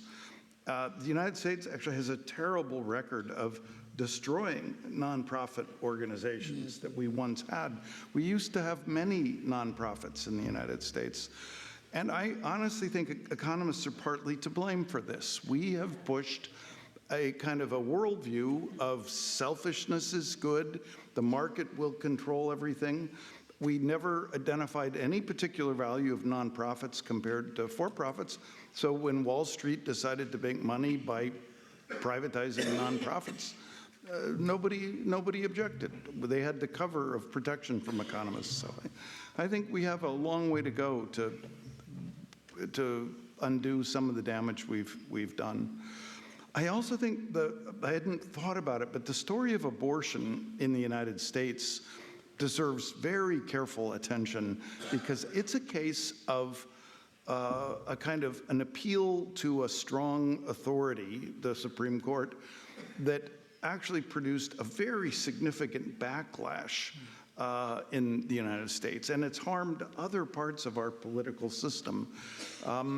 So I think activists need to learn the lesson here that if you grab a chance to just force your view on other people, you may actually end up losing the war, because the backlash that you trigger is even worse than whatever benefits you get by forcing. Now, it's a very complicated dynamic, but as I said, we should study it more and understand it better. I want to come back and talk about the procession in Peru at the end. But in terms of salvation, I think one of the things that science can do for us, and I thought this was very well illustrated in the two presentations by Guido Tonelli and Sarah Johnson, is give us a little bit of a sense of awe about the world in which we live. And this is not the role of the kind of the expert telling the dumb public to listen and do what we say because we know better. This is more like the guide who says to you, this is what I work on, and let me tell you about the really amazing things that we've discovered. I think science does a particularly good job of helping a society when it's in that mode, and also helping by exemplifying what it's like to have a group of people who commit rigorously to the notion of honesty. That to be a part of this community, you have to be honest, and if we catch you lying, we shun you, we kick you out. I think this is a very important model for the rest of society, and I think it's part of why economies have been successful in the parts of the world where the scientific revolution first took off, Europe, North America, the Anglo offshoots. I think we free rode in the economic side on a kind of a culture of a commitment to honesty that actually came from a different source, from the scientific side, and that I think, frankly, the culture of the market is now eroding very, very seriously. But I think there's a sense I want to try and convey here that humans are not perfect. Well, a friend of mine characterizes us as mostly selfish, but a little bit groupish. There are times you can get us to care about a group, and when it's a very broad group, we can do amazing things. If it becomes a narrow group that's fighting with another group, it really can bring out the very worst in us. So, in anticipating the remarks about the procession, another episode to study are the soccer hooligans, the people who identify with each other because we're all in favor of this team, something so meaningless as a team, but yet they go out and then they fight and engage in really horrible violence against each other in support of their side versus the other. So humans we're capable of amazing things, we're capable of awful, awful things. And I think as people trying to push in the positive direction, we have to avoid being scolds, being arrogant, being critical. I think we have to be a little bit patient with humans and help everyone try and see a little bit of the awe. We have to be willing to accept that sometimes humans will not do as well as they do in other times, and we have to keep our eye on the long run and try and get back as best we can to those good outcomes. I'm going to take a risk here, and it might get me in lots of trouble, but my wife was trying to persuade me to come to Italy, not this trip, but another trip. My experience is mostly in France. I spent a year living in France. I know how to speak French. And she said to me, Paul, Italy is like France in a good mood.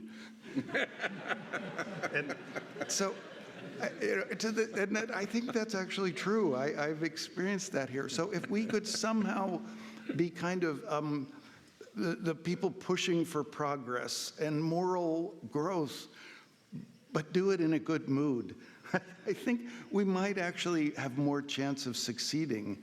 And I think it's the bad mood, punitive, dismissive, critical, arrogant mode that gets us, I think, into that trap of abortion. And the last thing I wanted to say, to be consistent, to live up to this idea of the good mood, is to tell you about my second family. We have 3 girls and a boy, my current wife and I, 2 Chihuahua, a Pomeranian, and a terrier.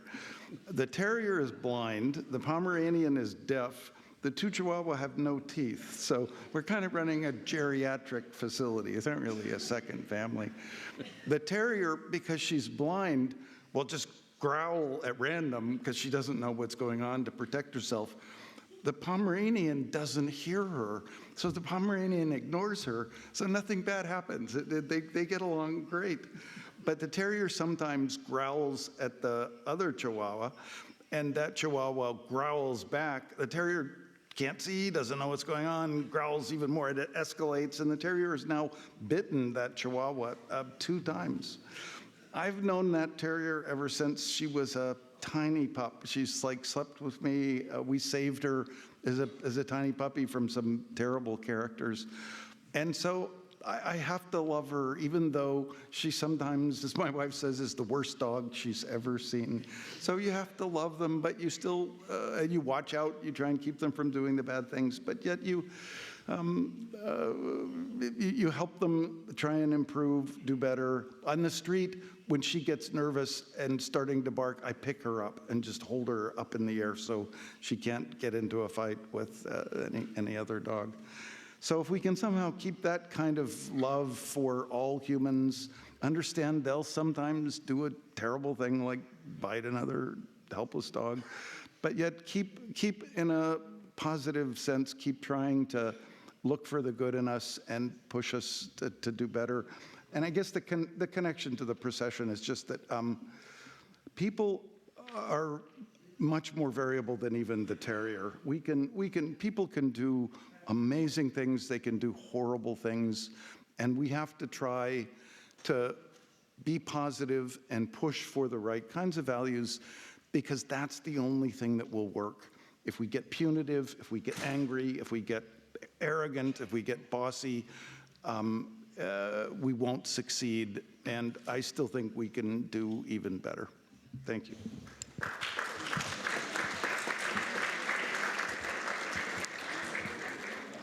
Thank you for that. Thank you also for the humility that you express. And we have highlighted this: be patient with humans. This is I'm a journalist myself. This is a headline: be patient with humans. Thank you very much. My wife says to me, Paul, you remember you're a human too. So. You are too. Absolutely. Professora Amato. Well, your question was, saved for what? Beh, se il problema è la fine del mondo, question mark, la risposta più semplice è salvarci per essere salvi, perché in condizioni estreme la salvezza diventa un fine tanto importante da indurmi a dire oggi come mai una parte così larga della politica sembra non rendersene conto ed essere schiava degli interessi che si frappongono alla agenda green, to make it short. Ma una volta detto questo, e in questa occasione va detto, forse è la prima volta nella storia dell'Homo sapiens sulla Terra, e non ce ne rendiamo conto, una volta detto questo, come non possiamo aggiungere perché tutti si salvino, perché le diseguaglianze che portiamo nelle nostre società e nel mondo di oggi non si proiettino anche in questo processo di salvezza e finiscano per scartare gli scarti. Papa Francesco è stato molto insistente sugli scarti e su questo terreno sei scartato per sempre in realtà. E qui si va all'altro punto che è molto importante. Diseguaglianze non è un concetto astratto. Diseguaglianze è migliaia, milioni di esseri umani che non sono nella condizione di vivere la vita di altri. Ecco, questo dovrebbe essere sentito sempre come uno scopo permanente dell'azione pubblica. Fare in modo che non vi siano scarti, fare in modo che chiunque ha delle capacità le possa sviluppare. Io in questo sono molto convinto della bontà di ciò che ci ha insegnato il mio vecchio amico Amartya Sen, le capabilities spesso sconosciute alla persona che le possiede e che tuttavia sono lì dentro, che possono essere sviluppate come le capabilities di ogni altro. Noi occidentali parliamo più spesso di talenti nascosti che dobbiamo portare alla luce. È in realtà lo stesso concetto. E qui viene appunto l'apporto delle discipline dure. Oggi abbiamo una medicina, abbiamo tecnologie, abbiamo processi economici che ci consentono tutto questo. Oggi questo è consentito. Voi siete tutti più giovani di me, ma io ricordo quando negli anni 60 venne scritto da quelli di Francoforte, era Adorno e tutta la sua scuola, che potevamo rinunciare alla parola utopia, perché utopia aveva sempre significato essere nella condizione di nutrire tutti gli esseri umani. Impossibile, è una utopia, un sogno non realizzabile. Oggi venne scritto negli anni 60, questo è possibile, quindi non c'è più bisogno di utopia, ci dobbiamo solo organizzare. Eccoci qua, ancora non lo abbiamo fatto. E qui permettetemi un ultimo richiamo, lo accennavo prima, la responsabilità che ha in questo la cristianità.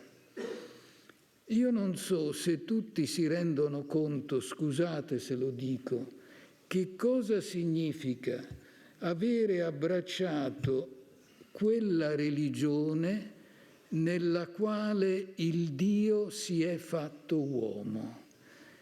Esiste solo nel cristianesimo il Dio fatto uomo. Il Dio fatto uomo significa che in ogni essere umano c'è l'impronta di Dio. E quindi tu, se ti riconosci in quella religione, non puoi non cercarla quell'impronta in ogni essere umano.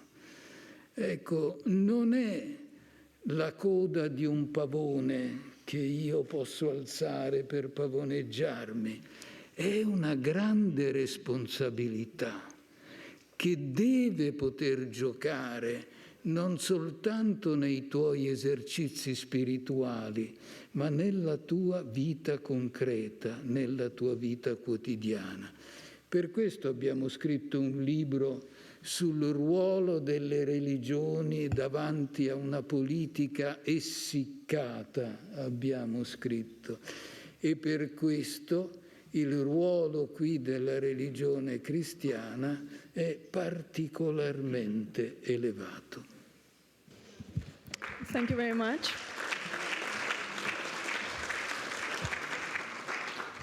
Thanks for putting also religions, and in particular Christianity, at the core of this responsibility, and also the words from the Pope, not leaving behind anyone, gli scartati. Thank you very much. Professor Lutz? Yes. Dostoevsky's words have always touched me deeply. In the face of all the lies and evil in the world, is it possible to sense or even see and experience the truth and the good and the beauty of art? In my view, The decisive difference between artificial intelligence and human beings is that artificial intelligence is not creative at all, whereas human beings, every human being, including the disabled, are always creative.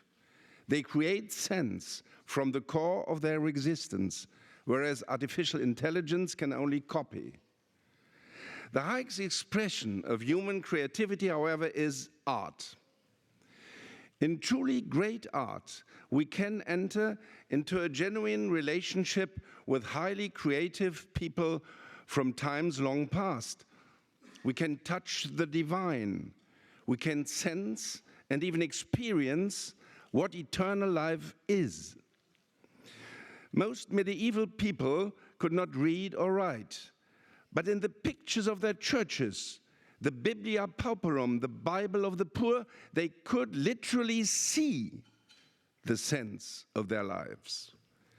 They could see what they believed, and in this way feel salvation.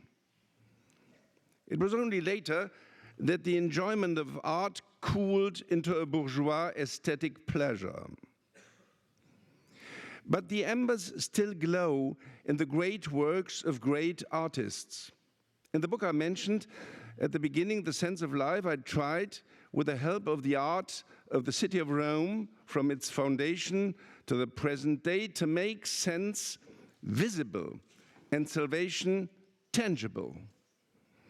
Salvation from what and for what? From what? Certainly from the fear that arises from the narrowness of our limited life in this world. For what? For eternal life, of course. But what exactly is that? It is not endless life, which according to Plato would be the hell of indifferent routines. Eternal life transcends time. It is that which will outlast our lives. Moments of deep love for a person, moments of being moved by art and music.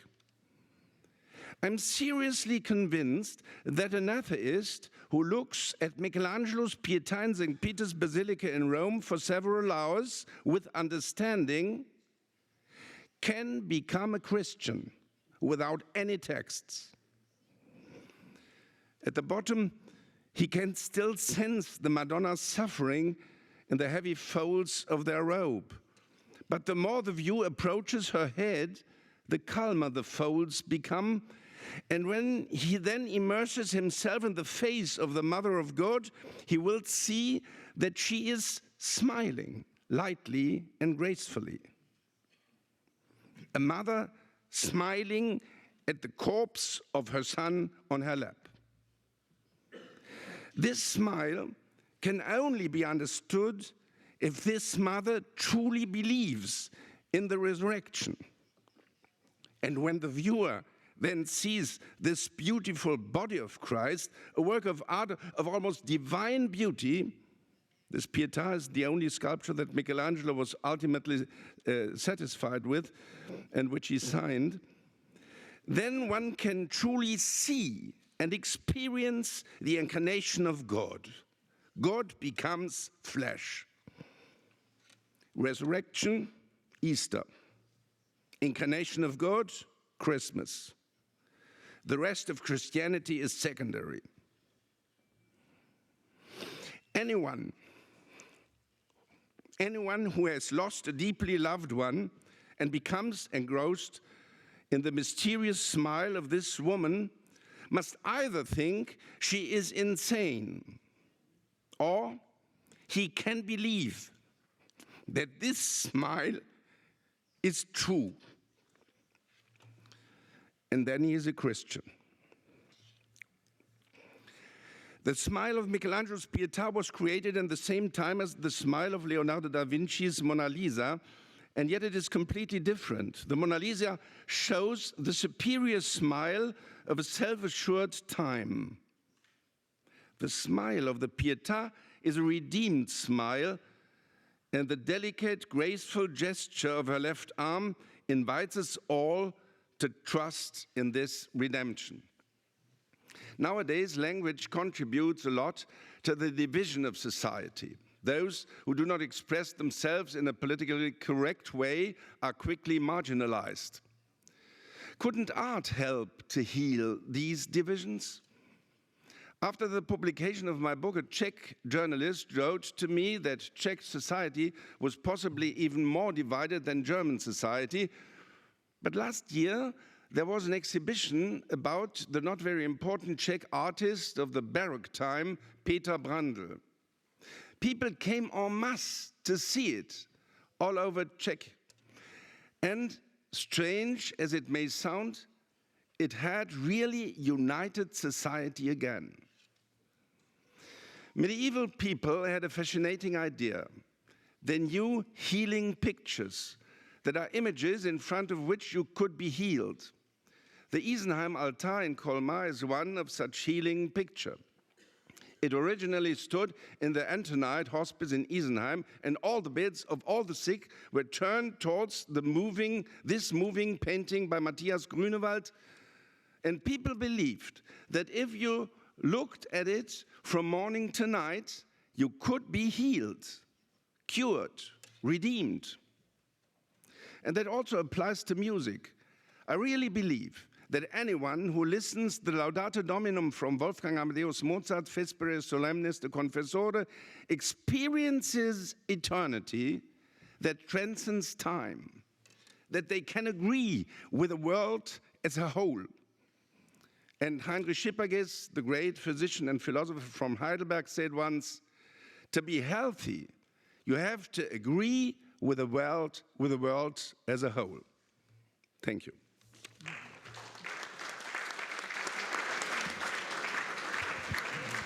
Thank you very much for this kind words, also for the redemption smile of Mary in La Pietà. And we welcome the Cardinal for the last words prior to our coffee.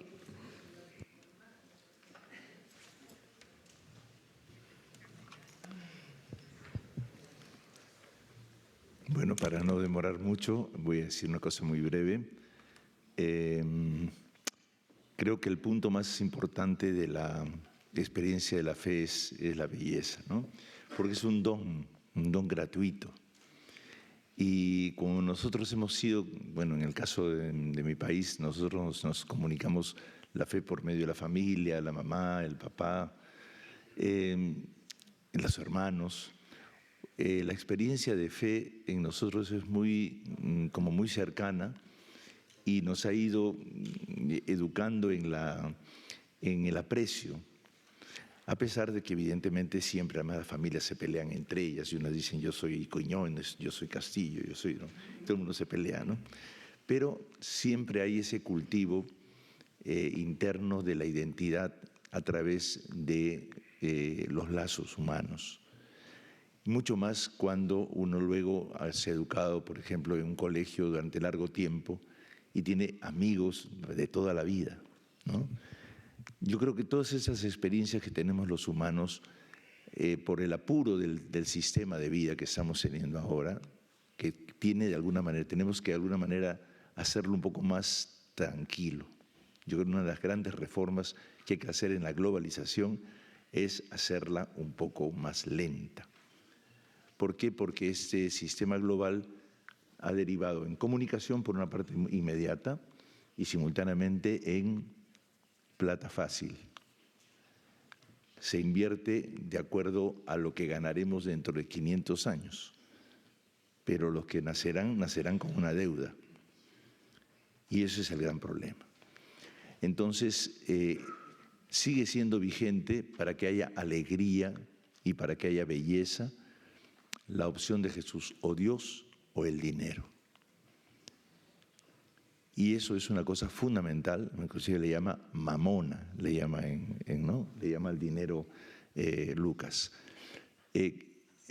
Jesús enseñó a sus discípulos a salir de ese círculo vicioso porque los sacerdotes de su tiempo solo buscaban dinero.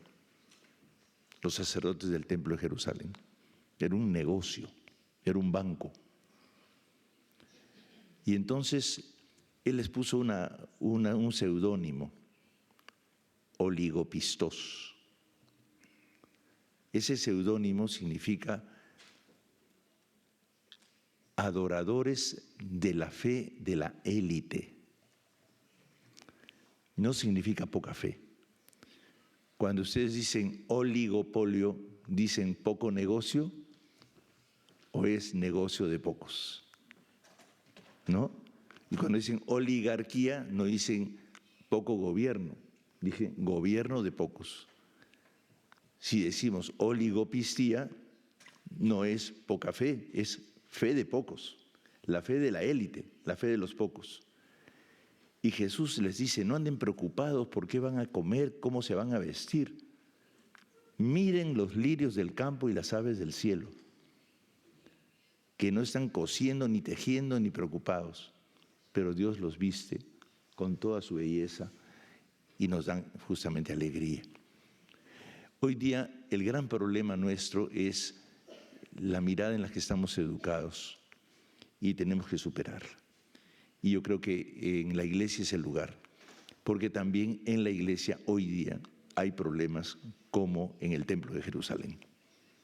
Hay malas miradas hacia a las personas que no son, digamos, de la propia raza, hay dominios de personas, hay asociaciones católicas que han destruido personas bárbaramente. Una de ellas la hemos tenido que investigar y condenar en la diócesis de Lima y en el Perú, con la ayuda del Santo Padre. Por eso, y vemos también las personas para reparar a los que puedan ser reparables. No se trata de condenar nada más, es que hay que cambiar las estructuras. Todo lo que se opone a la evangelización y a la belleza debe ser cambiado y mejorado. Por eso nuestra experiencia de ser obispos más sobre todo se orienta a lo bello que es generar belleza en la iglesia. Y entonces, por ejemplo, algunos se quejan, pero la Catedral de Lima hoy día, ¿no?, es un lugar de acogida de los provincianos que vienen con sus cantos y hacen una liturgia más flexible, pero que tenemos que hacerlo porque si no, no hay vida en la iglesia. La iglesia que acoge al pueblo sencillo, con sus búsquedas, con su cariño, con sus ánimos, con su fiesta, es una iglesia que va reconociendo al otro y realizándose como iglesia, como signo del Señor, justamente compartiendo y alentando. Entonces creo que esa gran tarea nos queda como misión, pero sin duda la belleza nos salvará, sin duda.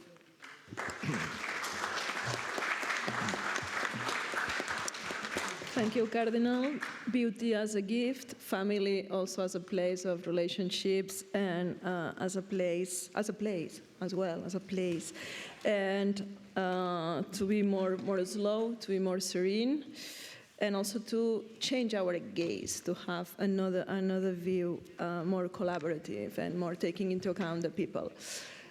I will take into account you. I know that we need half an hour coffee. Is it okay from now? Until 5 only? As it was scheduled, until 5?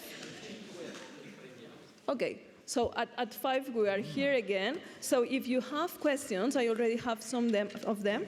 You just write them down and we will discuss them. Thank you very much. Sì, parla italiano oppure inglese? Italiano. 8 anni fa, da Noberto Strootman. No, sì. Conoscevo e ho telefonato